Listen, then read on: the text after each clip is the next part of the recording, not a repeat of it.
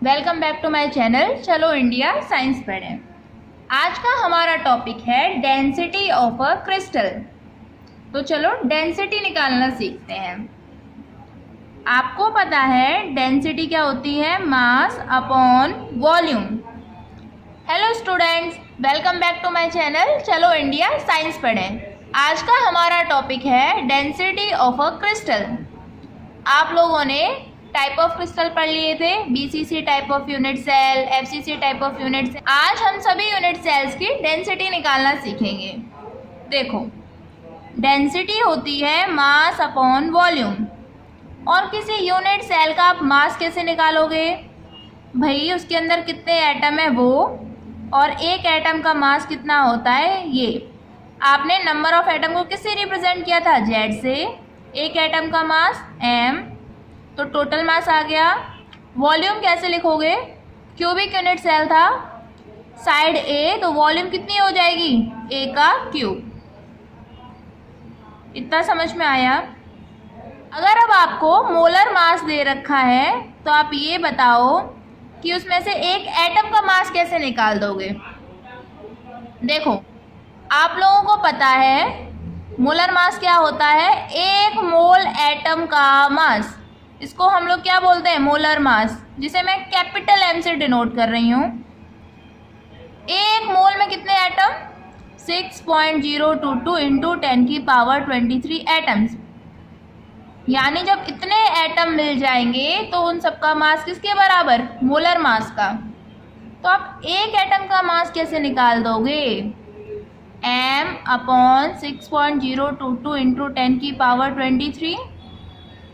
और आपको पता है इसको एवोगैड्रो कांस्टेंट बोलते हैं। और एवोगैड्रो कांस्टेंट को कैसे लिख सकते हैं? Na से रिप्रेजेंट करते हैं ना एवोगैड्रो कांस्टेंट को।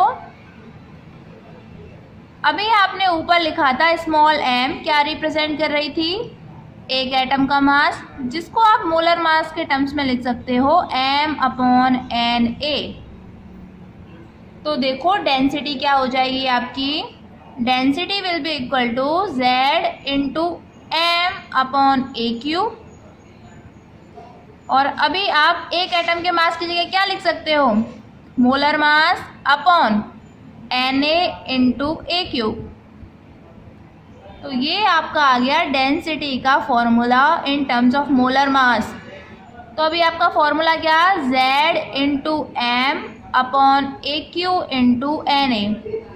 ये फॉर्मूला आपका बहुत इम्पोर्टेंट है, बहुत यूज में आने वाला है। ये आपको आना चाहिए, फॉर्मूला पता होना चाहिए आपको। बाकी ये तो मैंने फॉर्मूला कैसे आया है सिर्फ ये समझाने के लिए बताया है। तो ये समझ में आया। अब हम लोग डेंसिटी पर करने वाले हैं बहुत से क्वेश्चन, ताकि आपको पूरा कॉन्सेप्ट क्लियर हो जाए। आप लोग पहला क्वेश्चन निकालो, एनसीईआरटी एक्सरसाइज क्वेश्चन नंबर 1.12। पढ़ो क्वेश्चन। क्वेश्चन है a cubic solid is made of two elements. एक है P, दूसरा है Q। और उसने बोला है atom of Q are at the corners of a cube while the atoms of P are at body centre. और आपको फॉर्मूला बताना है, साथ में कोऑर्डिनेशन नंबर भी बताना है। तो देखो, Q कहाँ पर है? Corner of a cube. Corner कितने होते हैं? 8। और एक एटम जो कॉर्नर पर है उसका कंट्रीब्यूशन कितना? 1/8। कितना हो जाएगा ये? 1। P कहाँ पर है? बॉडी के सेंटर पर। बॉडी के सेंटर पर एक एटम, कंट्रीब्यूशन पूरा, तो ये कितना? 1। तो आप इसको फॉर्मूले में कैसे लिखोगे? P1 Q1, क्योंकि दोनों 1 है तो यहाँ PQ लिख दो। ये समझ में आया? अच्छा, कोऑर्डिनेशन नंबर मैंने आपको क्या बताया था? Number of nearest neighbouring particle. जो एटम बॉडी के सेंटर पर रखा हुआ है उसका कितना कोऑर्डिनेशन नंबर होता होगा? ये बॉडी के सेंटर में है, इसके कौन कौन कांटेक्ट में होगा? जो एटम यहाँ है वो, जो एटम यहाँ है वो, जो एटम यहाँ है वो, ये वाला एटम, मतलब जो भी कॉर्नर कॉर्नर वाले एटम हैं। और कॉर्नर वाले एटम कितने हैं? 8। तो कोऑर्डिनेशन नंबर आप इसे याद भी रख सकते हो, of a atom which is present at body centre हमेशा होता है 8। ऐसे ही coordination number of atom who is present at the corner होता है 6। सोच के देखो, ये आपका एटम कॉर्नर पर, इसके कांटेक्ट में एक एटम एक एटम ये, ऐसे ही इधर भी यूनिट सेल है तो एक एटम यहाँ, और अगर आगे है तो एक एटम यहाँ, 4 हो गए ये। एक ऐसे ही ऊपर होगा 5, और ऐसे ही एक नीचे होगा 6। समझ में आ पा रहा है? अच्छा, ये मैं सोचना कि यहाँ वाला एटम भी तो इसके कांटेक्ट में है। मैंने आपको बोला था नियरेस्ट नेबरिंग पार्टिकल, बिल्कुल पड़ोसी जो हैं, और उन पड़ोसियों का डिस्टेंस सेम होना चाहिए। देखो ये ए डिस्टेंस पर, अगर इस क्यूब की साइड ए है तो ये भी ए पर है, इसे भी ए पर लेंगे, इसे भी ए पर लेंगे, ऊपर वाले को भी ए पर लेंगे, और यहाँ जो आगे वाला होगा उसको भी ए पर लेंगे। तो आप लिख लो coordination of atom present at corner, ये प्रेजेंट लिख दिया है मैंने, एट कॉर्नर कितना 6। Coordination of atom present at body centre हमेशा होता है 8। एक और क्वेश्चन देखते हैं जो आपका एनसीईआरटी से अलग है। क्वेश्चन है एन एलॉय, आप लोग अपने पास पेन और पेपर पक्का रखा करो ताकि आप लोग क्वेश्चन प्रैक्टिस कर सको। क्वेश्चन है N alloy of gold, gold का मैंने साइन लिख दिया है AU, and cadmium CD crystallizes in a cubic structure in which gold atoms occupy corners and cadmium occupies face center। Face centre short में लिख दिया है मैंने। असाइन फॉर्मूला, आपको फॉर्मूला बताना है। क्वेश्चन क्या है? गोल्ड के एटम है, कैडमियम के एटम है। आप लोग पहले से एलिमेंट लिख लिया करो, फिर चेक करो गोल्ड कहाँ पर है। एट कॉर्नर्स, कॉर्नर कितने 8, और हर एक का कंट्रीब्यूशन 1/8। कैडमियम कहाँ पर है? फेस सेंटर, कितने फेस सेंटर होते हैं 6, हर एक का contribution half. Now this is 1 and this is 3। तो आप फॉर्मूला कैसे लिखोगे? गोल्ड आया है 1, कैडमियम आया है 3। 1 को लिखो चाहे मत लिखो, तो आप लिख सकते हो AuCd 3। Now this is the formula. इस तरीके के क्वेश्चन अब आप लोगों से हो जाएंगे। तो चलो नेक्स्ट टाइप ऑफ क्वेश्चन करते हैं। क्वेश्चन दे रखा है आपको, silver crystallizes in face centered cubic unit cell, मैं इसको FCC लिख रही हूँ शॉर्ट में। Each side of unit cell is 409 picometre. Now पूछ रहा है calculate radius of silver atom. Question देखो क्या पूछ रहा है। क्वेश्चन ने बोला है कि सिल्वर FCC में क्रिस्टलाइज होती है, उसकी साइड दे रखी है, रेडियस आपसे पूछा है। ठीक है, अब आप ध्यान करो FCC यूनिट सेल में साइड में और रेडियस में क्या रिलेशन होता था? कुछ याद आया? A = 2√2R, इसीलिए मैंने वहाँ पर बोला था ये रिलेशन आपको याद होने चाहिए, आगे काम आने वाले हैं। अब आप लोग कर लोगे क्वेश्चन। देखो साइड बता रखी है 409 पिकोमीटर। नाउ पिको कितना होता है? 10⁻⁻12।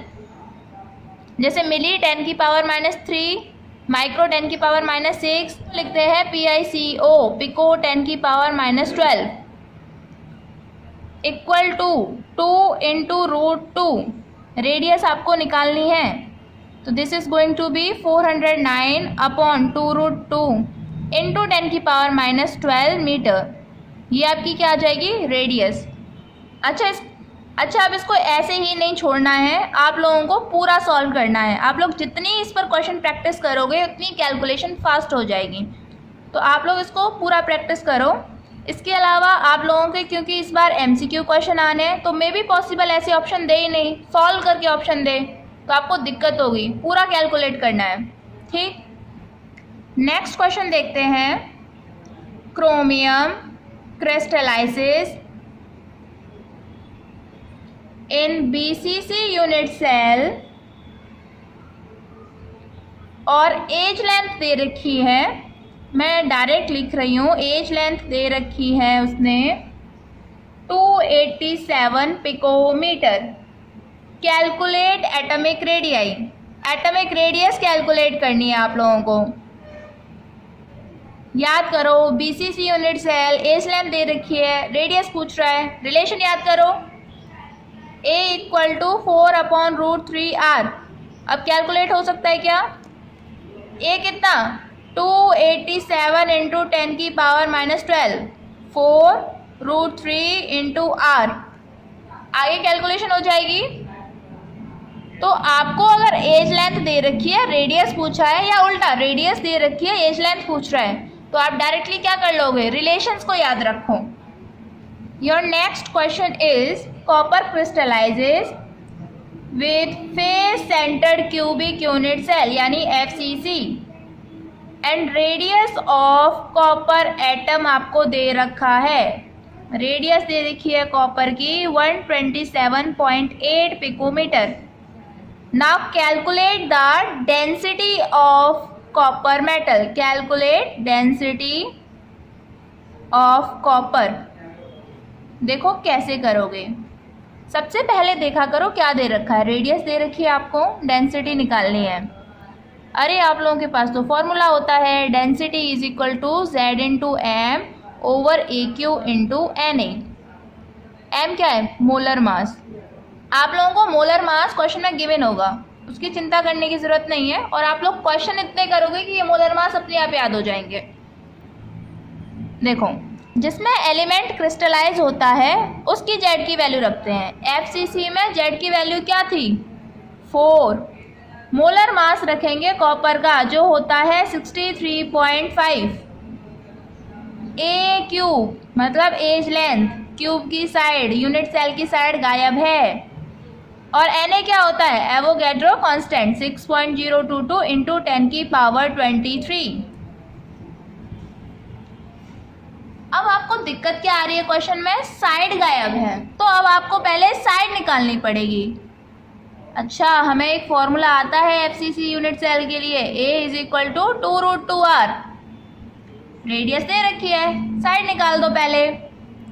2 इंटू √2, रेडियस कितना? 127.8 इंटू 10 की पावर -12। पहले यहाँ से आप लोग साइड कैलकुलेट करोगे। अच्छा, इसमें √2 की वैल्यू आप लिख सकते हो, रूट दे के घबरा मत जाना, 1.41। कैलकुलेशन में आप लोग 1.4 रख लो, कोई दिक्कत नहीं है। अगर मान लो आपको आंसर दे रखा है 29.8 या 29.5 और आपका आंसर 30 आ जाता है, इनफैक्ट 31 तक आ जाता है, तो वो सही है, अप्रॉक्स इतना सही है, कोई इसको गलत नहीं करेगा। √3 होती है 1.73, आप लोग कैलकुलेशन में 1.7 रख सकते हो। तो देखो 2 इंटू 1.4 इंटू 127.8, अप्रॉक्स लो इसका 128 कर दो। या फिर ऐसा मत करना कि आप हर एक स्टेप में राउंड ऑफ करते चले जा रहे हो, ऐसे आंसर गड़बड़ हो जाएगा। इसको अभी हम लोग 128 लिख सकते हैं इंटू 10 की पावर -12। आप तो आपकी यहाँ से क्या आ जाएगी? साइड आ जाएगी।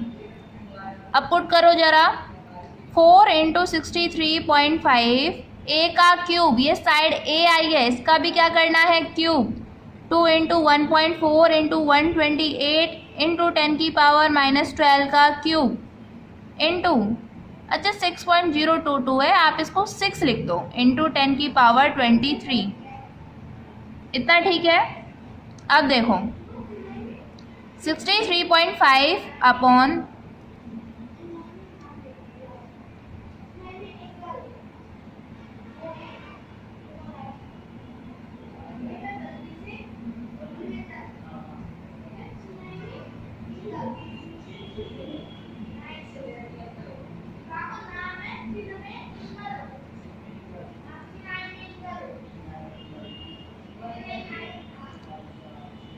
तो अब आप इसको कैलकुलेट कर सकते हो पूरा। ये वैल्यू आएगी डेंसिटी की 8.936 ग्राम पर सेंटीमीटर क्यूब। अब ये वैल्यू जो आपकी है इसमें बिल्कुल भी अप्रॉक्स नहीं लिया है, ये बिल्कुल कैलकुलेटेड वैल्यू है।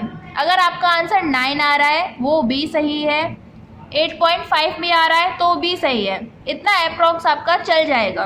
पर ये नहीं कि आपका आंसर तो 6 आ रहा है या 12 आ रहा है, 11 आ रहा है, वो गलत है। तो आपको अप्रॉक्स लेना है पर देख करके। नेक्स्ट क्वेश्चन है आपका copper crystallises in FCC lattice and has density. अब की बार आपको डेंसिटी ऑलरेडी दे रखी है 8.93 ग्राम पर centimetre cube. Calculate radius of copper atom. Radius पूछ रहा है, तो आप लोग ध्यान करो, जब आपसे रेडियस पूछता था तो आप क्या करते थे, रिलेशन लिख देते थे A = 2√2r। अभी तो क्वेश्चन में एज लेंथ गायब है, तो आपको पहले एज लेंथ निकालनी पड़ेगी। कैसे? आपके पास में फॉर्मूला है डेंसिटी Z/m/A³ Na। डेंसिटी आपको दे रखी है 8.93, जिसको आप 9 भी लिख सकते हो। Z की वैल्यू FCC में 4। मास, मोलर मास कॉपर का 63.5 जो आपको गिवन होगा क्वेश्चन में। A³ एज लेंथ का क्यूब ये निकलेगा आपका, और Na की वैल्यू 6 × 10⁻23। अच्छा, आप लोग एक चीज़ और ध्यान रखना, आप लोग डेंसिटी ग्राम पर सेंटीमीटर क्यूब में निकाल सकते हो या kg पर मीटर क्यूब में भी। जैसे अगर इसने ग्राम पर सेंटीमीटर क्यूब में दे रखी है तो साइड अब किस में आएगी, सेंटीमीटर में। आपको मीटर में लाने की कोई ज़रूरत नहीं है। अगर वो बोल रहा है स्पेसिफिकली कि kg पर मीटर क्यूब में बताओ तो आप चेंज करो, वरना ग्राम पर सेंटीमीटर क्यूब में लिख सकते हो। तो देखो यहाँ से A³ क्या होने वाला है, 4 × 63.5, ये नीचे आ जाएगा 8.93 × 6 × 10⁻23। हम इसे सॉल्व करेंगे तो ये आंसर आ रहा है आपका 47.2 × 10⁻24। किस में, वॉल्यूम सेंटीमीटर क्यूब में, A³। अब आपको A³ नहीं चाहिए, आपको A चाहिए। ध्यान रखना ये A का क्यूब निकला है, साइड का क्यूब। आप क्या करोगे, A और इसका क्या निकाल दोगे, क्यूब रूट। 47.2 × 10⁻24 1/3। 10⁻24 इसकी क्यूब रूट कितनी हो जाएगी, 10⁻8, क्योंकि -8 3 बार प्लस करके -24 आएगा ना, देन 10⁻8। अच्छा, किसी क्वेश्चन में ऐसे भी हो सकता है पावर आपकी ऐसे आए ही नहीं, लाइक 23 आ जाती, तो आप इसको -24 बना लो पॉइंट को शिफ्ट करके। पॉइंट को शिफ्ट करना आता है क्या, अगर लेफ्ट साइड में पॉइंट शिफ्ट होगा तो पॉजिटिव में पावर चढ़ाते हैं, और राइट साइड में शिफ्ट होगा तो नेगेटिव में पावर चढ़ाते हैं। मान लो मुझे पॉइंट आगे लेके आना है, तो 4.72 × 10⁻24, एक डिजिट आगे बढ़ाया ना राइट साइड, तो क्या हो जाएगा, +1। 2 डिजिट आगे बढ़ाते तो +2, तो ये क्या होने वाला है, 4.72 × 10⁻23। और अच्छा, अगर मैं पीछे लेके जाती तो पावर माइनस में, -24, तो मैंने इसकी क्यूब रूट निकाल दी 10⁻8। 7.2 इसकी क्यूब रूट कैसे निकालोगे, तो जरा अप्रॉक्स लगाया करो। 3 × 3 = 9, 9 × 3 = 27, 3 की क्यूब 27, 4 का क्यूब 64, तो बीच में आएगा कुछ। अब ऐसे सोचो 27 64, मुझे लाना है 47.2, बीच में करके देखा करो। 3.2 का क्यूब, 3.3 का क्यूब, तो मेरे अप्रॉक्स में ये आएगा 3.6 का क्यूब। तो मैं लिख सकती हूँ 3.6 × 10⁻8 सेंटीमीटर। अब आप बोलो हमें कैसे पता चलेगा, तो आप अप्रॉक्स ऐसे निकालो, 3 और 4 के बीच का आएगा, और करके देखो। जैसे जैसे आप क्वेश्चन करते चले जाओगे आपको आइडिया भी लगना स्टार्ट हो जाएगा। अब जैसे इसका मैं फिक्स आंसर देखूं तो ये है 3.606। अगर आप इसको 3.5 कर दोगे तो भी चल जाएगा, कोई दिक्कत नहीं है। तो आपने ये A निकाल दिया, रेडियस आ जाएगा। अब तो कौन सा A = 2√2r, A पता है 2√2 क्या निकल आएगा, रेडियस। अब कैलकुलेट हो सकता है क्या। एक और क्वेश्चन हम लोग करने जा रहे हैं एनसीईआरटी का क्वेश्चन नंबर 24 1.24 एक्सरसाइज में जाओ। अच्छा, एक चीज़ ध्यान रखना, क्यूबिक क्लोज्ड पैक्ड स्ट्रक्चर, ये हम लोग अभी पैकिंग में पढ़ेंगे, लेकिन फिलहाल के लिए याद रखो सीसीपी बोले चाहे face centred cubic unit cell बोले एक ही बात होती है ये। यानी सीसीपी बोले तो भी आप जेड की वैल्यू 4 लिखोगे, एफसीसी में भी जेड की वैल्यू 4 होती है, और रिलेशन भी आप सेम यूज़ करोगे, a = 2√2r। ये सेम बात, सेम चीज़। क्वेश्चन करो, रेडियस दे रखी है, लेंथ पूछी है, कितना इजी है, a = 2√2r। r आपको पता है, a निकल आएगी। बी पार्ट देखो, उसने पूछा है कि 1 सेंटीमीटर क्यूब यानी ये क्या है, वॉल्यूम दे रखी है एल्यूमिनियम की, इसके अंदर कितने यूनिट सेल होंगे। कितनी वॉल्यूम में पूछ रहा है, 1 सेंटीमीटर क्यूब में। आप निकाल सकते हो क्या, एक की वॉल्यूम पता हो तो उससे डिवाइड कर दोगे तो पता चल जाएगी इतनी वॉल्यूम में कितने यूनिट सेल। एक यूनिट सेल की वॉल्यूम कैसे निकालोगे, a का क्यूब। तो देखो यहाँ से आपकी पहले a निकलेगी, जब आप इसकी वैल्यू कैलकुलेट करोगे तो ये आइए 354 × 10⁻⁻10। तो a का क्यूब वॉल्यूम कितनी निकल आएगी एक यूनिट सेल की, 354 × 10⁻⁻10 का क्यूब।